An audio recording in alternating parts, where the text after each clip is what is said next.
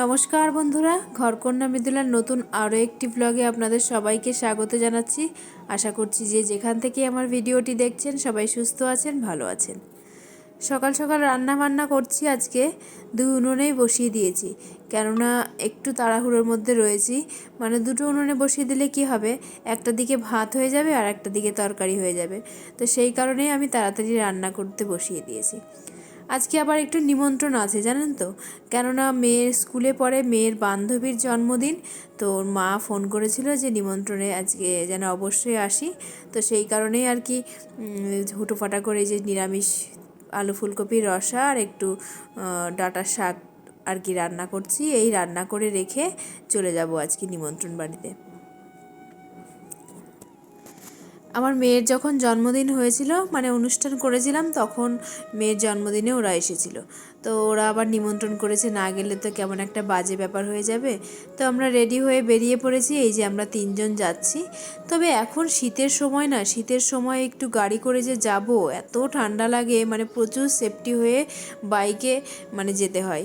আমার না শীতকালে বাইকে উঠতে একটু ভালো লাগে না, মনে হয় গরমকালেই ঠিক আছে, হাওয়া খেতে খেতে যাওয়া যায়। আর শীতকালে আমি এমনিতেই প্রচণ্ড শীতকাতুরে, যার জন্য আমার শীতকালটা এমনি পছন্দ হয় না আর কি। তো কথা বলতে বলতে চলেও এসেছি, এই যে বার্থডে গার্ল ওখানে দাঁড়িয়ে আছে। আমাদের জন্য হয়তো অনেকটা অপেক্ষা করছিল যে বান্ধবীরা কেউ আসছে না, একসঙ্গে কেক কাটবে। তো এবার ওরা এসে গেছে, বান্ধবী এই যে দুইজন, আমার মেয়ে আর ওর বান্ধবী দুইজন হাত ধরে দাঁড়িয়ে আছে, ওরা কেক কাটবে। খুব মিষ্টি একটি মেয়ে, ওর নাম অস্মিতা আর কি।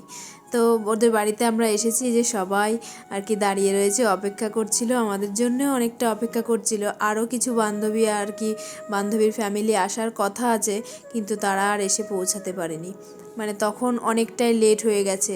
আর কেকটা আমাদের জন্য অনেকটা টাইম বাইরে বার করে রেখে দিয়েছে, কিন্তু কেক কাটিং আর হচ্ছে না। তো সেই কারণে কেকটা অনেকটা নরম হয়ে গেছিলো জানেন তো। ওরা দাঁড়িয়েই আছে, আসছে আসছে করে। তো এবার আর অপেক্ষা করতে আমি বললাম এবার তো নরম হয়ে যাবে, আবার যদি অপেক্ষা করে থাকে তাহলে আরও নরম হয়ে যাবে, তখন কেকটা খেতে আর ভালোই লাগবে না। তো এবার সব এই যে বান্ধবী, আমার মেয়ে আর ও অস্মিতা দাঁড়িয়েছে, দাঁড়িয়ে এবার দুজন কেক কাটবে, মানে ওই কাটবে আর কি, পাশ থেকে ওরা সব ফু দিচ্ছে। মানে সেই ম্যাজিক মোমবাতি হয় না, যে আগুন জ্বললে আর নেভে না, ফু দিলেও আবার জ্বলে ওঠে, সেই মোমবাতিগুলো অনেকগুলো জ্বালিয়েছে।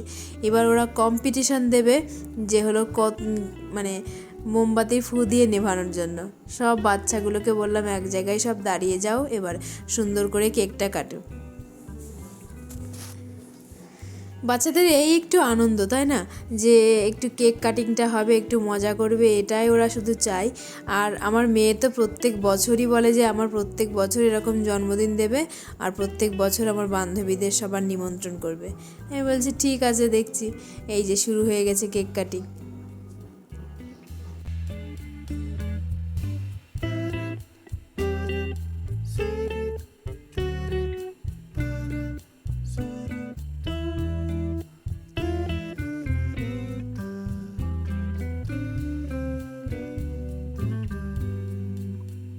আমি আজকে রাতে ভয়েস ওভারটা দিচ্ছি, মানে মঙ্গলবার রাতে ভয়েস ওভারটা দিচ্ছি, যেহেতু মঙ্গলবার। আজকে না একটু হয়তো কালী পুজো টুজো কোনো হচ্ছে কোথাও, মানে মানুষের পুজো কাছে পিঠেই হচ্ছে। যদি একটু ঢাকের শব্দ আসে সবাই একটু ইগনোর করবেন, কারণ আমি বাইরে বসে দিচ্ছি, অনেকটা শব্দ ভেসে আসছে। আর রাতে যেহেতু সবাই শুয়ে পড়েছে, আর ঢাকের শব্দটা প্রথমে বোঝা যাচ্ছিল না, কিন্তু রাতটা যতটা হচ্ছে ততটা আর কি গভীরভাবে আর কি ঢাকের শব্দ আওয়াজ আসছে। তো আমি জানি না ঢাকের আওয়াজে কপিরাইট আসবে কি না, না আসারই কথা, কিন্তু তবুও আমি ভয়েসটা দিচ্ছি। কিন্তু কিছু করার নেই, কারণ কালকে সকালেই আপলোড দিতে হবে। আমার একদিন করে লেট হয়ে যাচ্ছে, ভিডিও টাইম মতন আপলোড দিতে পারছিই না, মানে হচ্ছেই না। এই কদিন ধরে এত ব্যস্ত হয়ে পড়েছিলাম, যার কারণে আমার ভিডিও না এডিট করতে পারছি, আর না তোমার ভিডিও আপলোড দিতে পারছি। তো সেই কারণেই আর কি বাধ্য হয়ে দেখলাম, এবার 3 দিন হয়ে গেল আমি ভিডিও আপলোড দিইনি। তারপরে কালকে যদি না পোস্ট করি, তাহলে পরে আমার চ্যানেলটা এমনিই ডাউনের দিকে যাচ্ছে, আরও ডাউনে নেমে যাবে। তো সেই কারণেই এই ঢাকের আওয়াজের মধ্যেই আমি ভয়েস ওভারটা দিচ্ছি আর কি, সবাই একটু মানিয়ে নেবেন। আর যে যেখান থেকে আমার ভিডিওটি দেখছেন সবাই একটু লাইক দিয়ে ভিডিওটি সম্পূর্ণ দেখবেন, এই অনুরোধটুকুই একটু রাখলাম। আর যারা নতুন দেখছেন তারা একটু সাবস্ক্রাইব করে পাশে থাকবেন, আর আমার বন্ধু হয়ে যাবেন। তো এই যে ওই বার্থডে গার্লের মা আর কি সেবার কেক কাটিং চলছে, কেক কেটে সবাইকে আর কি দেবে।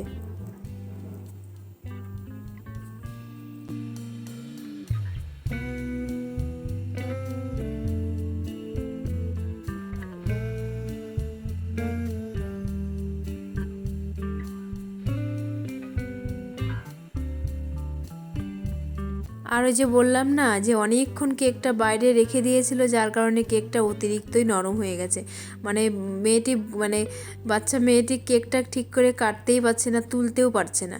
তারপরে সেই চামচ দিয়ে তুলতে হবে, চামচ দিয়ে তুলে আর কি খাইয়েছে। তো আমি আবার কতজন আমরা সব দাঁড়িয়ে আছি, সবাইকে একটু তুলছি।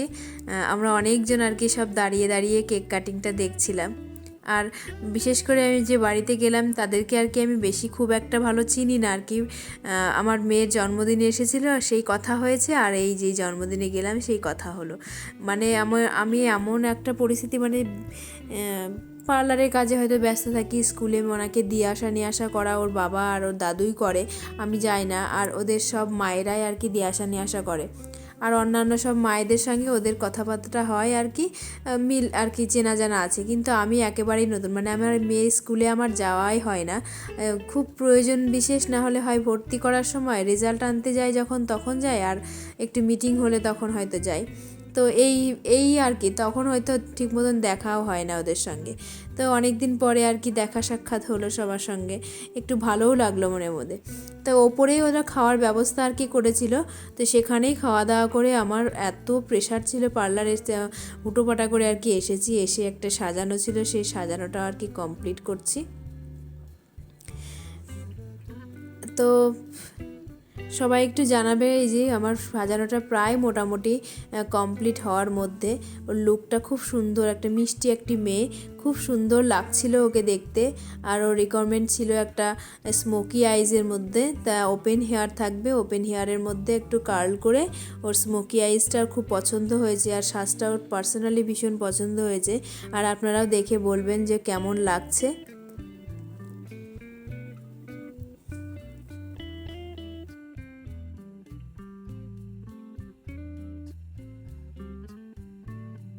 আর এটা হলো ওর ফুল ওভারঅল লুক, ওর খুব পছন্দ হয়েছিল। তো আজকের মতন আমি এখানেই শেষ করছি।